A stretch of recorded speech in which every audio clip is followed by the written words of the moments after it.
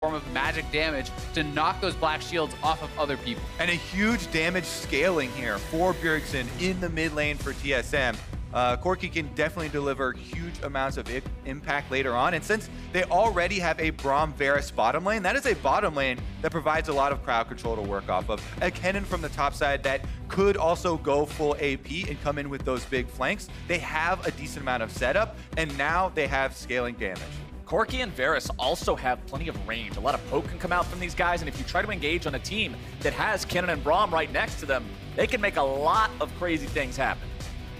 Yeah, it's going to have to be looks like a remake. They didn't actually trade. Sneaky and Licorice did not trade their spots. Yeah. I'm not sure if there was some sort of error or if they just left it too long and it got past 20 and they had to... That's a bad sign. Looking kind of slow there on the champion swaps. They had an Ashe top. All right, we do have, it was a client error that caused them not to be able to trade. It wasn't Cloud9 doing Cloud9 meme stuff and juggling champions back and forth too much before the timer ran out, but Champion Select will be remade. All of the picks are going to be locked in. There's not going to be any changes. As soon as everything gets locked in again, we will launch ourselves into game here for game number 2, but this one's going to be looking quite different from game number 1, just based on comps alone. Very, very true here. And Reaper going through, coaching each of them. All right, when you need to pull off the swap, gotta click it before 20 seconds left. Accept, not decline. This is Reaper. The statement has to be... Is your brain on? Listen, buddy, because that's how you know that he's in the serious mode. He's ready to give the real advice at that point. But Cloud9, they look good in game number 1. They got to be feeling good coming into the second matchup now. More traditional comp, not going to be seeing the Sona, the Taric, anything like that. And that's honestly one thing I like to see. If you pull out a cheesier, newer age strategy and then just go all in on that, only index onto that, it sometimes can fall flat on its face. But Cloud9 are saying, all right, we shook things up in game number 1. Now we're back to our roots here in number 2. Yeah, I mean, it's definitely one of the things that people have always talked up about Reaper. He's very willing to pick up and use any sort of champion that comes into the meta, or even if they aren't in the meta yet. He's very open to any ideas that the players have of something that could give them an edge, not necessarily tunnel visioning on it and making that their only strategy, but having multiple looks. Yeah, and I mean, it can be that one game strategy where then even if you never planned on bringing it out, if the series goes 5 games, TSM have to give credence to that. They have to worry about the potential of that being brought out, and it can be a little bit of the mental warfare. You know, over in the LEC this past weekend, we saw Splyce go up against Fnatic, and I loved one of the interviews from the Splyce coach where he was saying, they asked him, okay, why did you choose this strategy to actually lane swap on top? And he said, it was mental warfare. Bwipo had a bad game number 1. We wanted to get in his head, swap on him, put him in a bad mental state. And those sorts of things can be so intelligent in a best of 5. Yeah, when you put more pressure on an enemy player, pose more early game questions to them, how do they react to this? Then that can be a way to try and pry open a lead. And I remember talking to Reaper a while ago after the games a couple weeks back, and he was talking about the advantage of getting the bye and going straight to the semifinals and having the extra week of preparation and how much more that means to craft new strategies and prepare new ways to approach the series that you just would not have the time to properly do with only 1 week of downtime between the matches. So Cloud9 has definitely been working with this advantage that they bought themselves with their placement in the regular season, and I'm excited to see what more curveballs they might be bringing out here in this series. So just for an update, the teams are now locking in their picks. We will be getting through this pick van here very quickly and then hopping straight into game. But we have gotten to see some of those new looks. As you said, not only the Sona Taric, but Ashe is a first time. GP is a first time this split for these guys. So they are certainly flexible in the champion picks. And even on the other side, Zven bringing out Vayne for the first time for himself, right? These two teams certainly have put a lot of focus and preparation on this pivotal matchup. And also going to be looking at some of the level 1 possibilities, because some of the other champions of the game, like Braum, can actually have a very high impact. In best of 5s, that's another angle that you can take. Try and have a surprise level 1, going for an invade in an unexpected area, or waiting in brush when you do have power like that. On the other side, there is Morgana, so the bindings, everybody knows those can have a very high impact in level 1s as well, and looking for that critical edge. And I always love Braum paired with multiple auto attackers. You have 2 marksmen who can proc that passive so fast. Yeah. And this is one of those types of situations, talking about the level 1s, when you hear pro players talk about scrims, it's like, yeah, we call those go next games. Because you start off, you have a bad level 1, it's 4-0 or something, you say, okay, go next. Next game, we're not going to play this because this is so unrealistic, but if you have that happen in a best of 5, that can seriously put you in a spot where your opponent has no idea what in the world to react to. And Morgana also, for people who might be wondering, well, hey, what's Morgana doing back in the mid lane if maybe you're not super well versed in the champion ever since it got that slight change with the Kayle Morgana reworks? Everything about her is the same, except now the ultimate gives her move speed towards targets that are bound up in the shackles, so it means she can stick to people easier. The Tormented Soil is free wave clear, and it just makes her really oppressive. Yep, just added some more damage to it, so rounding out some of the strengths there. And especially in mid lane, we kind of talked about it.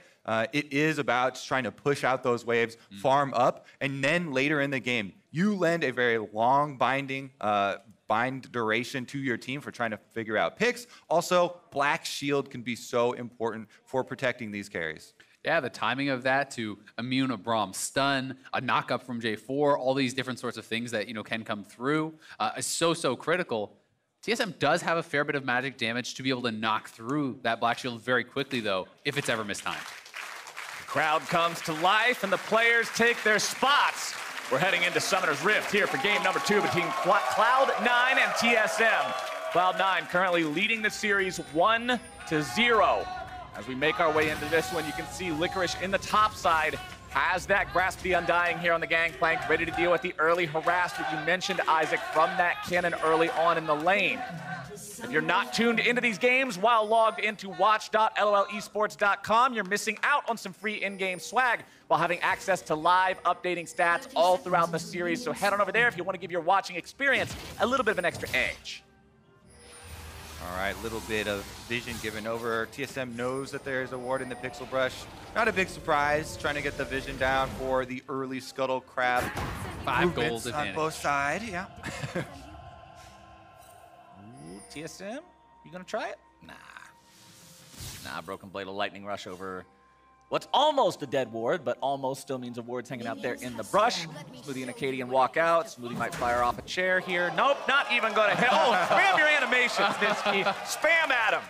Dance on him. Mental warfare. It starts early in this game. Everyone remember, 1 minute, 15 seconds. First dodge of the game goes to Nisqy. Second dodge does not go to Zven, who does get clipped by the very edge of the volley. He'll take a little bit of damage there from Sneaky in the bottom side right before those minions spawn. It's okay, though, because Broken Blade has an insurmountable lead of 5 gold in the top lane. It's over. It's GG. He's already ready to go. All right, this is kind of where I talked about in Champ Select. Ashe getting a lot of early pushing pressure. You have control over the waves with that volley spam. Sneaky immediately starts auto-attacking the wave. They're trying to get it going forward. Zeyzal uses the Targon procs. Zven and Smoothie fighting back very quickly here. Hail of Arrows goes down, procs the lethal tempo for him for the extra attack speed. And they can regain control of the minion wave.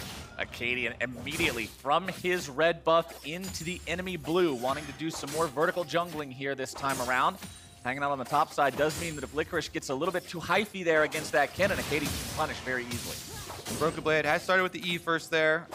Does give you the extra resistances and move speed when you want to move forward. Try and go for your little bit of harassment. In lane, the Licorice's main goal, again, is going to be storing up money. Getting those grass procs every once in a while and trying to farm away. And you saw a red side ping there coming out onto the Krugs from the side of TSM, looking towards that camp. They're saying, all right, we don't really know where the enemy jungler is right now. He might have been trying to invade you. We don't know. But Akaadian has managed to steal away 2 camps from the enemy jungle as well as secure the topside scuttle. Yeah, and Akaadian didn't get spotted coming over because he actually went through that Baron Pit, I do believe, to be able to steal away this camp. So this was not a vertical jungling setup. This is just a big advantage in the early levels for Akaadian. Now Svenskeren going to see if he can track this jungler. It's something I talked about when we had the level 1 fight there, is that TSM having knowledge of where the C9 ward is a very big deal. They can work around the information that they know C9 are watching this area. Akaadian does skirt it, and that's how you get these small jungle advantages. C9 are trying to fight back, though, and help out Svenskeren because he has no options on his own side of the map. He has to look aggressively. Yeah, and they do have pushing lanes, but I'm not sure if he'll be able to actually make that collapse. You can see Sneaky and Zeyzal walking up, so they're at least considering challenging for some of these camps, but for now, it doesn't really seem like the opportunity is there.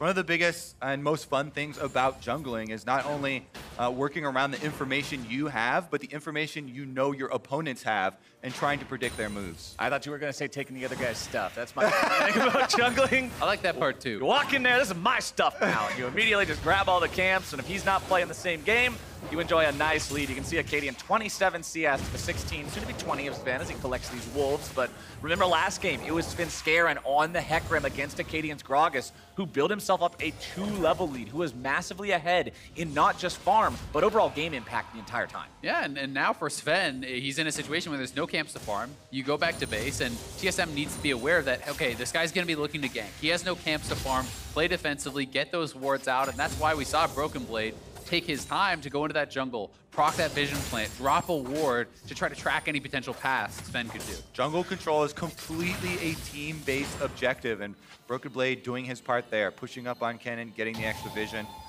Hawkshots can come through here from the C9 bottom side to try and help out and get Svenskeren back on track. And remember, when it comes to Hawkshot, you're not just looking to find out where the enemy jungler is. As long as you can fire it over camps and see which ones are dead, which ones are alive, you can get an idea of where your opponent has been, where he might be heading soon in terms of where he wants to path to be able to efficiently clear through his jungle. And it just gives you a ton of information you wouldn't otherwise have. And really the only difference maker at all so far is that jungle lead. When you look at these lanes, it's parity across the board. These guys are so evenly matched, and it's going to be interesting to see if Akaadian can bring it back after a game in which Svenskeren really took over. It will be massive for TSM and for Akaadian's confidence to be able to battle it back, to be able to take this early advantage and turn it into something more.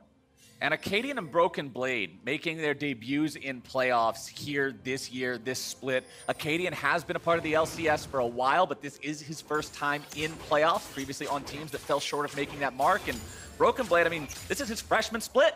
We're going to see how this play happens in the bottom side. Akaadian coming in, looking to make the move. Sneaky. Going to be gobbled to safety there by Zeyzal, who is going to be marked up by the Braum.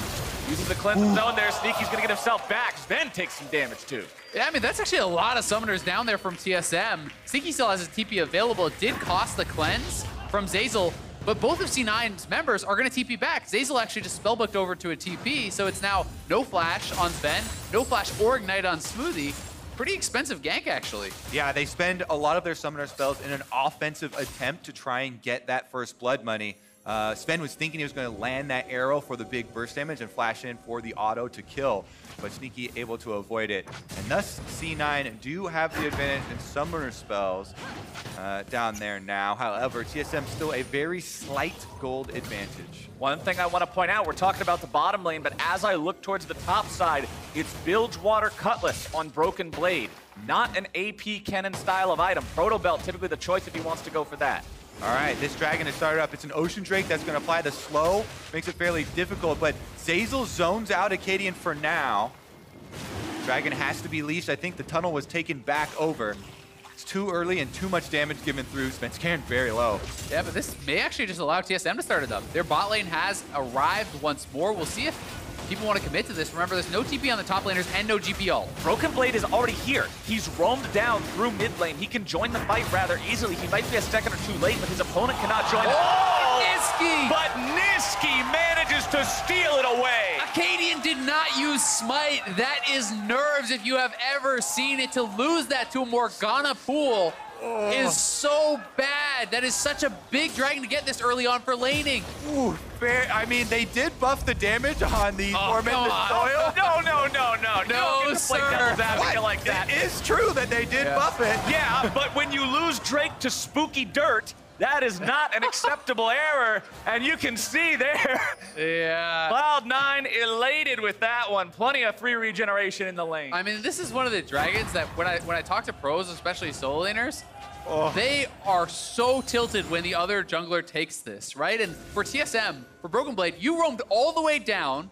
You walk there, you're like, great, I'm gonna have this advantage. No, instead it's gonna be GP sitting back, regenning health, regenning mana, being able to clear out these waves over and over and over. Bottom side, Svenskeren now coming in, trying to make the play. Smoothie gonna be hopping to safety, getting himself back to bed, but here comes your execution! And Svenskeren will find first blood. That's the payment for those summoner spells that were spent aggressively for TSM, so Svenskeren coming up big again. Oh my goodness, Cloud9 are off to the races once again. thought they were going to be punished here by trying to sneak away the Ocean Drake, but that turned out in their favor in the end. Now the bottom side gank is in their favor, and the invade has switched around. Svenskeren gets to take away the blue buff, deny that from the Corki in mid lane. It's now gonna really affect Bjergsen. Not only is the Ocean Drake for C9 gonna help out with the Morgana sustain and wave push there, but there's no blue buff for that Corki. Set the table, boys. Cloud9's picking up some plates in the bottom lane as Licorice. Oh, he showed. Throw up a barrel here, clear out some of this wave. Akaadian thinking about maybe setting up for a dive here in the top side, but Licorice just decides to drop the Gangplank ulti, use that Cannon Barrage to clear out the wave. Yes, Broken Blade and Akaadian will get a single plate, but Licorice will prevent himself from losing anything else. Bjergsen roaming up to the top side now at the package. We'll see if they get into a 3 versus 3. Package gives you the edge here. Yeah, and critically, there is no ult on GP as well, so it's going to be up to a smite fight. Secured by Svenskeren. Playing really well here today. And he was able to give the TSM blue buff over to Nisqy, so now they both are sporting fancy matching blue buffs. And I know you pointed out earlier, that it is going to be this AD Kennen, and I think that's also important to kind of go through what that actually signifies as far as the gameplay. AP generally is about joining, grouping, looking for those team fights, looking for the flanks. AD is about committing to the split push and winning the 1v1, which is so much harder to do against an Ocean, and he's not even ahead in farm. Once again, I gotta commend Nisqy here for the stylish gameplay. Morgana not necessarily one of the biggest outplay champions, one of the biggest style champions, but again, every skill shot he dodges, he throws in an extra taunt. He was able to steal away the dragon, simply like laying down the pool and waiting for the damage over time to tick. And that has got to be tilting. Plus with the rework, he spins around in a circle now whenever he taunts. So it looks that much better when you've got a slick emote to do it with. As he'll continue shoving up the wave here, and you can see Tormented Soil doing its job. Even though the Corki's trying to spam on the wave, with no blue buff, you don't have the ability to answer. Broken Blade will continue farming up here in the top side. Teleport available now for Licorice. So he can get back to lane when he needs to, but he wants to continue farming up, stacking that money, wants to get to Trinity Force as fast as possible. Makes it much easier to farm up these waves. Yep, all according to plan here for Licorice. Gangplank, as long as you haven't died, you're just farming away on top side, getting your procs off. Feels very good about the way that this game is going. Remember, the ultimates can be used cross-map. So far, I believe he's been using it in lane to help control those waves, make sure Kennen doesn't get too many plates on the top side. Which is definitely a worry. And it is on cooldown right now, trying to wait for it to come back. And as we're watching this game get to a point where things are going rather slowly, there's only been 1 kill so far in 11 minutes. One thing that's drawing my attention is when you look at the itemization from Akaadian, it's straight Cinderhulk this time around from him on the Jarvan. Both Gragas and Jarvan that he played in these first 2 games can go tankier builds or itemize more heavily for damage. Last game he went Runic Echoes into the Oblivion Orb on Gragas, very heavy damage, but he had no impact on the game. He blew up as soon as he went into the fights. And this time around he's saying, all right, I need to be that meatball. I need to be that front line. Trust Bjergsen and Zven. And I think it makes a lot of sense when you look at how much damage they have in this team, right? There's a tremendous amount of DPS in this squad when you have the double marksman. And this is actually very interesting. It's not Blade of the Rune King as I expected. This is actually a Gunblade coming out from Broken Blade, which is pretty atypical. So he is going back towards more of an AP or at least a hybrid style of build. As you pointed out, certainly Protobelt, the most common by far for these AP styles, but maybe you're going to try to run it a little bit down the middle, have a little bit of power in that lane with more of an on-hit style, kind of hybrid build, but then still build into AP team fights. Yeah, the active. Side. Oh boy. Ooh. Another good sidestep there from the C9 side. Zeyzal gonna walk his way out of that ultimate. But yeah, the active from Gunblade is very important to me. The extra slow goes a long way in a one-on-one where Gangplank wants to use the orange on a stun from Kennen from the passive. If you have that extra option of another slow for chase down, that can be very big, while not necessarily completely sacrificing your AP damage. Meanwhile, Bjergsen in the mid lane is going very close to Nisqy here. Bjergsen might be in some trouble trying to get himself away from the ult. He does manage to get back in time. Zeyzal's made his way in the fight now, trying to get himself to safety as the counter cage comes out. Broken Blade coming around from the corner, looking to maybe make something happen there. Won't be able to find the angle. Nisqy alive at 200 HP. Everybody from both teams hanging out here in the mid lane. Drake is alive for the second time, and Cloud9's mid laner is hurt. Yeah, it's 10-man mid, and that was the TP from Licorice as well as the ultimate, so they want to try to get this dragon, but Nisqy is so low. I think it could be a really tough fight for them to take, but he doesn't have teleport to actually reset on the map right now. Nisqy is trying to stay at range, fire those bindings in the fight, be artillery, here for his team, or maybe just throw down some more Tormented Soil onto the Drake. Pull off a miracle here for a second time. TSM looking for the chance to make something happen. They're looking to go in. It's a Broken Blade going into the back lines of Cloud9, looking to find the CC. Not going to get a whole lot just yet. Smoothie's going to be taken down by Nisqy. Svenskeren now finding the damage. Zven's going to be executed. Svenskeren takes him down. Akaadian's cut down next. And that is 4 kills, Cloud9. 4 clean kills for C9. They give up nothing. They're going to get the objective here in the Dragon as well as mid turret afterwards. Cloud9 winning everything. This is going to be a monumental early game lead. 2 kills to a GP in a team fight where it's early game and he didn't even have his ult. Boys and girls, we talk about snowballing. Well, I hope y'all got some rescue dogs on 911 ready to go, because this is an avalanche. Cloud9 is taking everything so far. They've got themselves the first turret. They got the first 2 Drakes. They got the first 5 kills. This team is popping off. Whew, that is going to be an incredible turning point for this game. 5-0, double Elemental Drake's advantage for C9. This is looking so difficult for TSM now. Let's take another look at how this fight started out, though. Yeah, it really is. And here it is one more time. Akaadian does look for the engage. Some of this Ashe poke has taken its toll, though. Look at the health bars. Akaadian, Smoothie, already fairly low when they go in. Nisqy able to flash out, gets devoured. The ultimate not too effective from Broken Blade. Yeah, Akaadian actually ulted in and then EQ'd out on Jarvan there. And C9 take that opportunity with the Devour coming through from Zeyzal, keeping everyone safe to clean this one up on the outside. Svenskeren went straight forward Bjergsen there in the back line as Rek'Sai was able to burst him down. You can see the frustration on Smoothie's face, not being able to make anything happen in that fight. And I mean, the Jarvan engage onto the injured Morgana could have worked, but Nisqy is positioned right at the wall. He flashes over to safety, and all of a sudden, TSM don't have anything that they can really initiate on. And it looked like Nisqy probably even flashed the damage from that J4 ultimate. He seemed to be very, very quick on the trigger there. And you know, when Broken Blade couldn't get an effective ult, there wasn't a lot going on.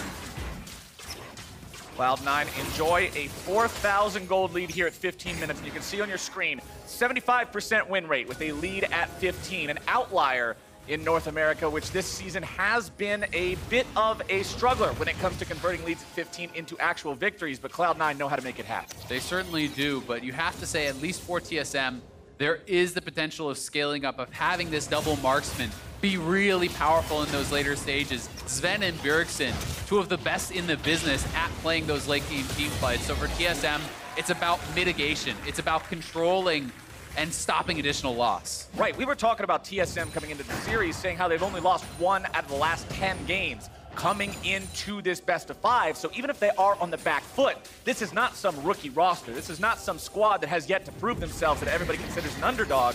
This is one of the most storied organizations in our LCS, and they always can't be counted out. A huge portion of those wins were comebacks as well. C9, though, are currently taking topside with the Rift Herald. Rift Herald pushes have to be respected here, and Broken Blade is the only one from TSM up there. Gonna try and sneak an auto attack behind Shelly.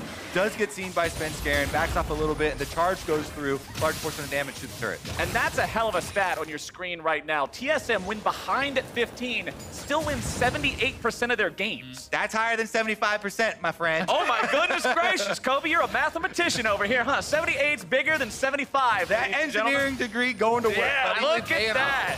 Stay in school, kids. You can end up just like my boy Kobe here, making the big calculations, as TSM will manage to continue to try to hold on this game. Still 4,000 gold behind. The bleeding is staunch, but that's still a pretty big wound. And you got to check in once more on this jungle matchup and look at the lead that Svenskeren has built up for himself. Akaadian had fantastic early game pathing that did put him ahead, but once again, we're in this situation where he is down on experience, significantly down on gold here as well. Svenskeren has definitely flourished since moving to Cloud9. Really has found a very comfortable space for himself. Meanwhile, on the top side, TSM do get something back for themselves. They're trying to trade objectives right now. Cross map. This is what you need to do when you're behind. Broken Blade finds a turret kill for them to get some extra gold. If you're Cloud9 right now, what you got to be looking at is the fact that, yes, you're going up against a team that does do well when playing from behind, so you need to take this lead and continue finding ways to build it. Sitting on it for a while, hoping that this matures into something good, you hatch that egg and it turns into a victory, that's not going to count it in this game. I want to see this team push the advantage. Exactly, and that's where you're focusing on objectives, right? The next dragon up in 40. That should be the big focus for Cloud9. Take these neutral objectives, then post 20 minutes. They need to start prepping Baron, getting vision around there, looking for picks with their hard engage. Exactly, they're taking the first step in that process, pushing the side wave. You can see Zeyzal on the Tahm Kench, something we mentioned in Champions Select. It's so good at controlling the mid game because you can push minion waves, have that 30-second advantage with the threat of Abyssal Voyage, then moving down to the objective, trying to set up vision before it spawns. Hawk shot fired off by Sneaky. Tried to keep some eyes there on TSM as they also prep for the Drake. Even though they're behind, they don't want to give anything away for free that they don't have to. Bjergsen, no package available here on the Corki. They will not have that tool here for this team fight. C9 also need eyes on Broken Blade. That is why they're warding their flank so heavily. You cannot afford, despite this gold lead, to have him flanking in behind. They gotta force this because Broken Blade's pushing top side. His teleport is available. It takes a while to channel. TSM are actually the ones keep continuing to lease this dragon. TSM doing a good job, even from behind, using what they have in the top lane, in the possibility of getting a flank off with Broken Blade to maintain control over this Drake pit. And now it's going to be a smite fight yet again. Akaadian down to half HP. Drake going to be taken down by the side of C9. As the Rek'Sai ultimate comes through, Akaadian's going to be taken low. Svenskeren going to be forced into the fight. The Gangplank ulti comes down. GP looking to work his way into the fight. Sven going to be taken low now as well, getting himself away. Broken Blade with the flash over the wall. Sneaky takes out Zven, but he's going to fall himself. It's AD carry for AD carry so far as Bjergsen eliminates Nisqy and now tries to get himself away from Licorice. Broken Blade grabs a kill onto Zeyzal as the Pirate will run down that poor little Corki, and Licorice goes on a killing spree. TSM this time around get the extra kill, collecting 3 of them. The dragon was picked up by C9 though, adding another cloud to speed them up. Such a bloody fight there, but TSM fighting back despite losing that dragon. As you say, they get an extra kill. They're keeping this gold lead very, very close. And here this is one more time. It's down to Zven and Akaadian. You can see Zven timing the E and the smite. QE smite right there, executes it down, and then the fight begins in earnest as the 2 soul laners are TPing in. Yeah, then we have a bit of a split fight here where the Braum ultimate cuts the river in 2. Sneaky on your screen goes very offensive, trying to take down these 3 TSM members, and in the end does get Zven, but Broken Blade coming in the backside stops them. Bjergsen in the 1v2 kills Nisqy. Licorice will eventually chase him down and finish up 1 extra 1, but then again on the bottom side of your screen, TSM continued the chase. Yeah, and that was honestly a pretty close duel there between Licorice and Bjergsen. That Hex Drinker actually coming in so big has now been upgraded to a Maw, which I do think is an intelligent buy when you're going up against double magic damage solo laners, as well as some of that mixed damage coming out of Varus. And TSM showed exactly why they're a team that comes back from deficits with the entire way they played that fight. Their positioning forced Cloud9 to engage them in a way that they could not take the fight in the way that a team with 4,000 gold wants to take it. And now, Cloud9 has to find the opportunity to then be the ones in the driver's seat again. Don't let TSM set up like this. While TSM is saying, nope, just continue, let us have this even sort of ground, and we'll try to find our way back in. Also helps when Bjergsen can 2v1 the other 2 carries of the enemy team and gets a kill for himself. Always useful. Going 1 for 1. Meanwhile, though, C9, once again, they have the push. They're invading, trying to get vision down throughout this red quadrant of TSM's jungle because that is where Baron is. They're trying to turn the map dark around the objective that is standing on the map currently. They're the ones with the Morgana, with the Ashe arrow. These are very potent tools for picking off TSM when they have to venture into the fog of war to try and check this vision. And I think C9 has been one of, if not the best team at actually playing around this Baron with the vision game. Svenskeren and Zeyzal in particular really combining to so effectively fight this battle, and that is why TSM is here grouped up, trying to get vision back. Svenskeren might be in some trouble though, going forward. Akaadian now going to be taking a lot of damage, goes into the stasis, keeping himself alive. Smoothie having to run away. The Jarvan will fall. There goes Smoothie next. It's a rampage for Licorice, and Cloud9 find 2. They can just start up the Baron now here. There's no more front line for TSM to actually check this, so this should be easily C9's jungler is down. And they've got a stranglehold on this game. C9 control wards in the jungle immediately pay off here, and that will be C9 in purple. Cloud9 make it work yet again. Svenskeren, the one who goes in, who starts it all off and makes this pick happen. All right, TSM trying to push through the jungle to clear out those control wards. Svenskeren, he's going to get the knock-up here onto Akaadian as he goes for the EQ. They trade damage, and Akaadian has to use his stopwatch early. Really on the bottom side of your screen, though, Licorice does so much work with the Gangplank. He zones out the two TSM carries. Zven and Bjergsen have to back off from the Gangplank ultimate plus barrel combination. So really, Licorice cutting off the extra damage that could have been added for TSM there in that jungle skirmish. And it's such a difference maker because Broken Blade was slower to get to that fight. He was not with the team initially, and Licorice certainly getting really, really strong at this point in the game for 0-2. He already has 2.5 items completed with an additional BF coming through. And Cloud9 now, they are looking to explode this gold lead as the Baron buff is in their hands. We got to praise Broken Blade for playing well on TSM in a game. The rest of the team looked kind of shaky here in game number 1. And although he's not doing poorly here in game number 2, it really is Licorice popping off on this GP. 6 out of 9 kill participation. Has the second BF sword in the inventory. Akaadian eats the arrow to the back, and now the follow-up damage will come through. He tries to issue a dunk, but instead, he only finds his death. He'll try to waste their time with the Cataclysm walls, but that is it. And picks like that are crucial when the enemy team's already wearing Baron buff. The minion waves are already there. You immediately lose objectives after getting a pick like that. This is 2 turrets immediately after. And look at Broken Blade. He's stuck with the rest of TSM. Cloud9 have eyes on this Kennen. This is not like the river fight where they have to worry about him coming from any possible angle. Cloud9 knows what they're walking into right now, and they're going to allow that cannon minion to continue applying damage here to the tier 3 turret. They'll look to fight for the inhib after. And they can even head down the bot lane. I mean, the minions are there too. This inhibitor looking like it could be theirs. Akaadian is back up though. Broken Blade taking some damage from Licorice. Licorice eating the orange to make sure he doesn't take too much there in return. Akaadian up and ready to go. Does not have Jarvan ultimate. Remember, using it as he died, the cooldown is not short enough to have that ready to go now that he's just respawned. Nisqy tries to find a couple of auto attacks down onto Bjergsen. Licorice has moved into the bottom lane. Now, starting that 4-1 that we so often see with Baron. The poke from C9 finds its way onto Zven, and Cloud9 will successfully move up and take the first inhibitor. Inhibitor number 2, now under pressure. Licorice has managed to make it so this one's already mostly dead in terms of the turret, and Svenskeren will keep the minion wave enchanted here in the mid lane. Down to this TP coming in. Broken Blade trying to make something happen. Zeyzal getting himself away with a thick skin for now. Can they manage to catch up? Smoothie's gonna say yes. Bjergsen grabs kill number 1 as Cloud9 tries to head everybody else all the way out. Broken Blade going into the ultimate, popping the stasis now as well, having a flash away. Akaadian goes right back in the fight, still looking to make something pop off here. Smoothie's rooted up, damage coming through. Svenskeren over the wall, looking to take down Broken Blade. The damage is there. He's in a rampage, and now TSM are in retreat. It's 4 versus 5 for Cloud9, but they're running through the health bars of TSM.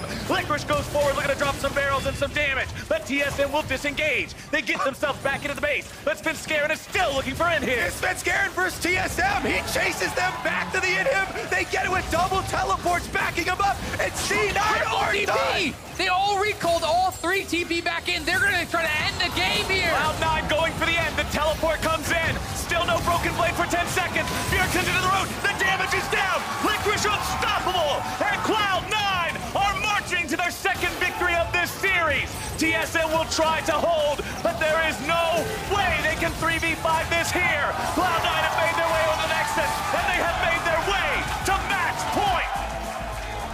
C9 don't waste a second. 1 Baron, 1 game in 27 minutes, 10 seconds finished up. Both of these games ending within really 30 seconds of each other. Incredibly explosive, incredibly fast, and oh my God, Svenskeren is a monster. This man is doing it all for the team. The amount of crap this guy took on TSM so many times when the team fell short and they said Svenskeren's not stepping up. Svenskeren is the problem. We all remember those days when he was on this team, and it has to feel so good for this guy now playing on Cloud9 and especially playing in these carry-type roles to come back and lead the charge against TSM. And the teamwork behind him, the teleports all coming through, backing him up, the team making this call for all of them to keep the push going forward. They keep the pedal to the metal. They do not back off, go for the easy reset, even though they had just taken 2 inhibitors.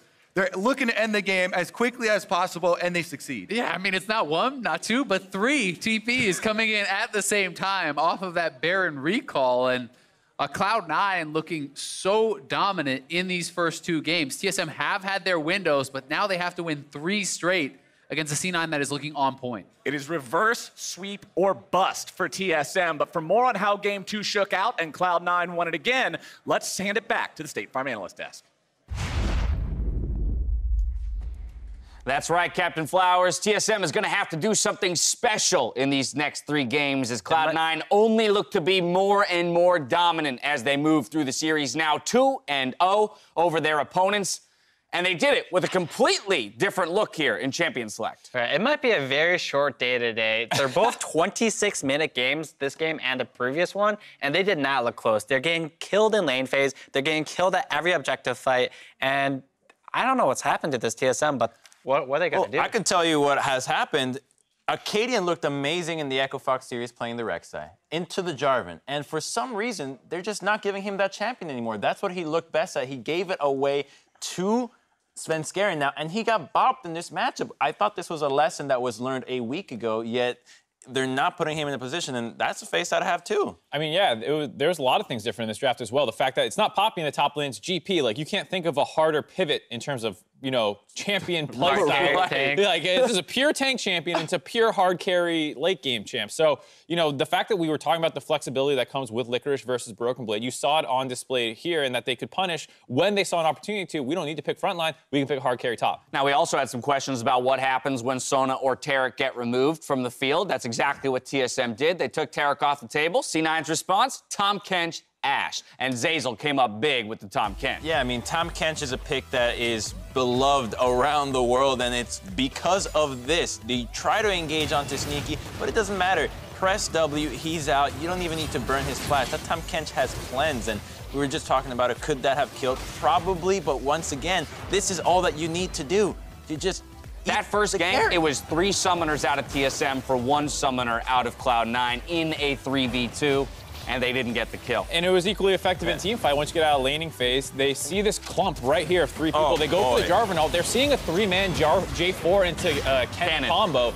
Morgana insta-flashes out. Tahm Kench eats Ashe. So there's only a Tahm Kench getting hit by the Broken Blade ultimate. Not gonna lie, that's probably one of the worst engages we've seen all split long. The dragon is aggroed onto your AD carry. You're not going to win that fight no matter what. It's a 5v6. That's like trying to do Baron and turn at the same time. You have to commit. So the shot calling right now at TSM is clearly disjointed, and they need somebody to step up and say, this is what we're doing in these fights. And I think that it has to be coming from Akaadian. The jungler is typically entrusted with taking part of the early game. He's not doing it, and I want to see him on a comfort pick. Give him the Rek'Sai and see if that's what he's best at and can deliver. All right, and we need to talk a little bit about the top lane matchup, the Gangplank into the Kennen. Kennen's supposed to be a counter to Gangplank, but if you saw earlier game, Gangplank actually had a CS lead, and there wasn't much jungle attention to that. So maybe Licorice got mad that he got solo killed game 1. I'm going Gangplank, I'm going hard carry, and he's going to pop off this game, and it's much different than game 1. Yeah, I mean, you see the gold lead was basically negligible. It's about even, and GP is going to become a monster. Akaadian spent all his time in the bot lane, and Broken Blade wasn't really doing anything, not able to follow up in that ultimate either. So it was one of those things where you're putting all your eggs in the bot lane basket. That's not working. Top side's not going that well. And then Bjergsen's on this completely passive champion like Corki and can't versus really... Morgana. Versus Morgana. You don't have any playmaking for your best best player. 2 games in a row, whereas the Echo Fox series, he was playing the Lissandra. He was playing champions that could impact the map. Take a look at this replay here. We talk about the GP and what it does for the team fight phase. You're looking at 2 ADCs who want to get into the fight. They want to deal that damage on the initiation from TSM. As soon as that GP ult is dropped, boom, they both are forced to exit. Even though he misses the barrel, like the zoning is insane. It's double marksman backline that's supposed to follow up off that engage and drop the damage. They can't get there. Yeah. And Varus can, shoot a Q in, but like you still need to get a little bit more DPS out, even though both of them have long range tools. There's 0 auto attacks in that team fight almost. The engage got thwarped too by the Rek'Sai knocking up the Jarvan. Again, this happened last week. He was doing that to the other Jarvan. Like, why are you willing to put yourself in the worst situation possible? Right. Oh, go ahead. At this point, do you just choose a different champion for Akaadian, or do you think about getting in Grigne and swapping him out? Because in game 1 and game 2, Akaadian is not looking very good at all. His pathing, his engagements, even whether it's him choosing to engage or his team telling him to, they're not going very well. So this is definitely hitting him mentally. So is he able to bounce back, or what do they do? High asking the tough questions, but I think the right questions. I do already have the answer, though. Cloud9 chose red, no substitutions here. So TSM is going to give Akaadian another shot to come back, even though Grig was a top performer for the Academy squad just yesterday in a BO5. I think you keep with Akaadian because this is spring. You can give him the experience. He clearly needs it. And in the series against Echo Fox, he did have some rough matches until he was placed on a better champion. If he has a better matchup here, I do trust that he's going to be able to bounce back. Is that going to last 3 games? I don't know yet. We need to see him improve. I think what you were saying earlier about the engages not being there, he's struggled with engages all split long. Some good games, some bad games, if you think back to his Camille at the start of the split. And I feel like in a playoff series where it's a lot about team fighting and engages, that's where the veteran experience becomes so good for Svenskeren versus Akaadian. You saw it on the Jarvan here, taking opportunities when the enemy had flash and stuff like that. And I think it's very specific engage champions because Jarvan and Gragas engage with their body. They're right there. And unlike a Sejuani, that you don't actually have to put yourself in harm's way. You just pop the ultimate. So it's managing how much damage he's taking versus can my carries follow up is where I think he's really struggling. I know you want the Rek'Sai. TSM's on blue. Are you willing to first pick it? Yes. Okay. Yeah. I want it so much so that you're willing to first pick it. I don't know if you can first pick it because you can count on Cloud9 taking it, but a Tahm Kench or something that makes sure that you don't have to attend to every single lane, that you can just go, okay, maybe just the solo lanes and then move on from that. Otherwise, take the first pick. This is the guy that you need to show up. Hi, Cloud9 has forever been known as the organization that has to run games or series back from an 0-2 deficit. You've been in that position yourself. Talk to me about what's going on in that huddle right there as we see TSM playoff hopes on the line, winning 3 back-to-back-to-back. I mean, you as a team captain, how are you getting people in the mindset to just attack this game before thinking about 4 or 5? Right, well, for every pro player, you have to take every game one at a time. You don't think about the previous scores. You don't think about the next game. If you're worried about what happened in the past games, that's going to affect your current game. If you're worried about the future, you're counting your chickens before your eggs hatch, and both ways are bad. So into this next game, they need to think about, all right, we're back to a 0-0 start. We did not get destroyed in the previous games. Definitely don't think that. And just go back into it like, we are the better team. We can win this. We know we're good. Let's play the way that we want to, and then we can take this championship. Well, you've heard it from high. TSM has their work cut out for them. Cloud9 are on the verge of sweeping TSM out of playoffs. See if they can bounce back in Game 3 after this.